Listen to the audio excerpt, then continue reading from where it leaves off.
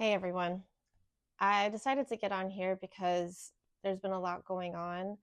And I first just wanted to thank all of our colleagues, our partners, our clients, and other people we haven't had the pleasure to connect with or work with who have decided to stay committed to equity work. We want to thank you for leaning in, and we are with you.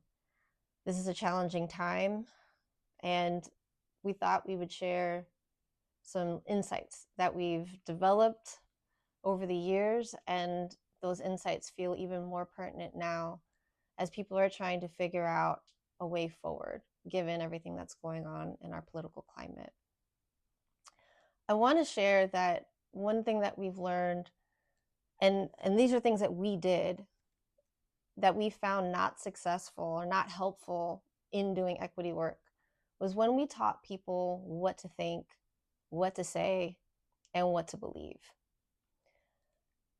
I think there was this feeling that if people could just understand history, if people could understand someone else's disposition, that somehow we would get into someone's empathy, or at least they would know their place in relationship to our place, and we could rewrite the way we moved forward.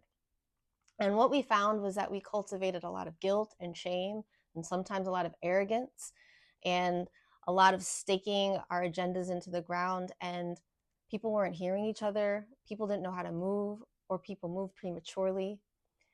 And so I wanted to share that this is actually, as crazy as this moment is, it is also an opportunity to look back at how we've been doing our equity work and see where we can change and shift. And one of the lessons that we've learned was that rather than teaching people what to say, think, and believe, we found that teaching people how to listen to each other deeply, how to listen to themselves, how to deepen their tolerance for change and discomfort and risk, and to challenge their assumptions in how they make decisions, has led to the most profound transformation that I could have ever imagined watching people go through. So for those of y'all who are trying to figure out how do we put our equity work in a different job description, or how do we do the work but don't call it the work, I want to offer this question that if you are embedding the work, do you really have to call it something else? If you are embedding in everything that you do you have to hide it in a job description?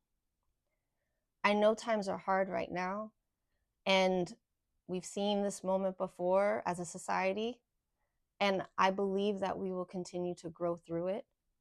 But we have to ask better questions of ourselves, better questions of each other, and we need to grow our capacity to be able to hear each other and listen.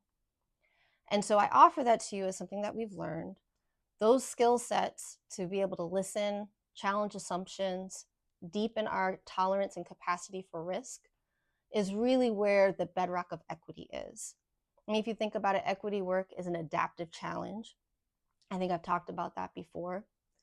And so when you're dealing with an adaptive challenge, what you want are the skill sets that are going to be able to transcend every evolution of that adaptation. So when we are teaching people what to say, what to think, what to believe, those are not transferable through the evolution of the problem. They're going to have to relearn language and relearn language. It's like, we called equity multiculturalism at one point, or we call it DE and I, or DEA and I. And all of those words are really important. Language is really important.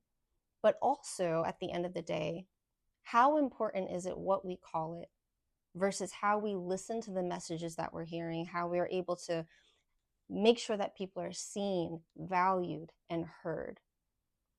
So with that, I offer to you all, if you are interested, we know that people are really struggling right now. Organizations are trying to figure out what to do. We've created, Emerging Equity has created a safety audit. So if you email us at info@emerging-equity.com, we are happy to send that to you. You could also DM me at LinkedIn. We'd love to hear from you. And please stay strong, take care of yourselves, and we appreciate you for leaning into this moment. Thanks.